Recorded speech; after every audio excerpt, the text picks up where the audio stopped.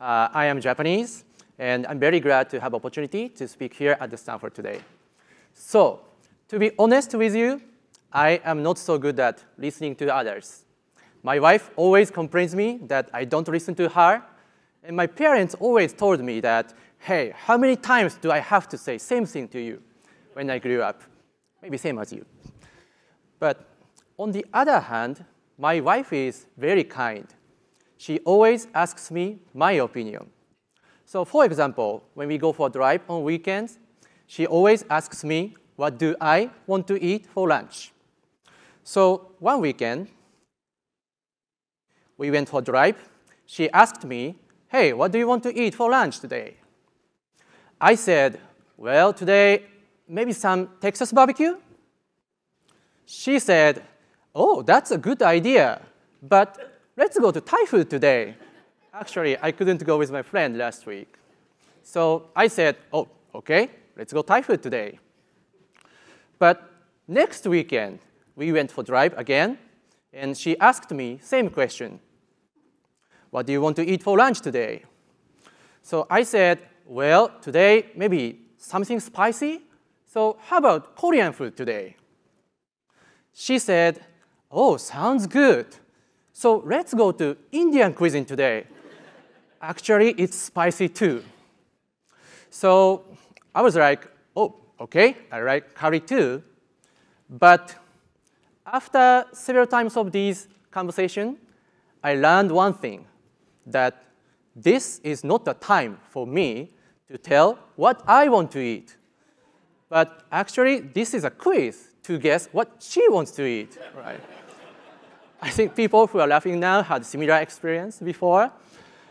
But by the way, it sounds like I start complaining my wife, but I do love my wife, and I do love my two kids, and appreciate them to allow me to come here and share this topic. So thank you, Kana, Rick, May.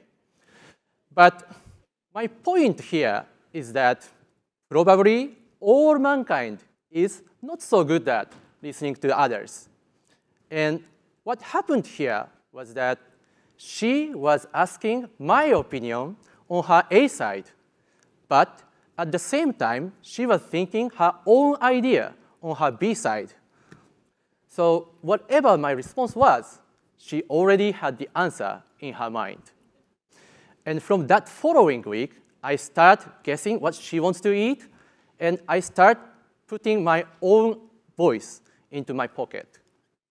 And exactly same thing is happening in our business field.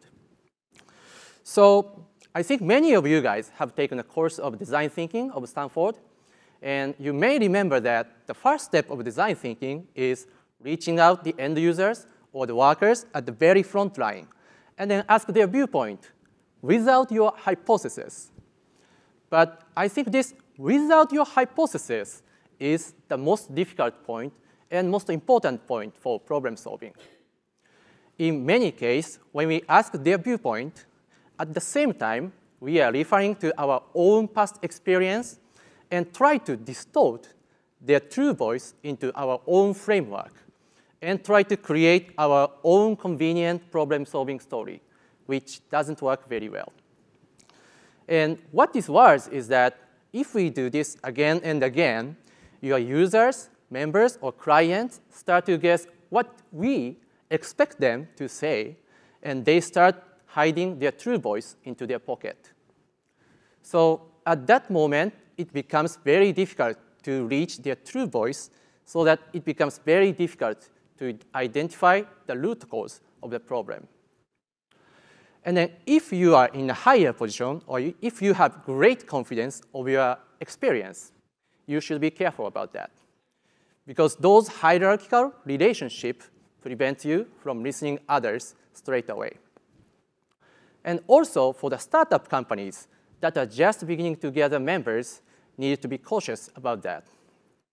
So in my case, I'm currently working for a new joint venture project in the US. So some members are coming from 2 parent companies, and some members are coming from different OEMs, and some members are coming from totally different backgrounds and working as one team. But what often happened here was that on A side, everybody believes that, oh, we are talking on the same topic so that we are on the same page. But at the same time, each one of us were referring to our own past experience, which were totally different. And then the discussion was not so mesh. So in this case, even if we could reach some conclusion, the execution phase was not so effective. So how can we stop this B-side completely? My conclusion so far is it's impossible.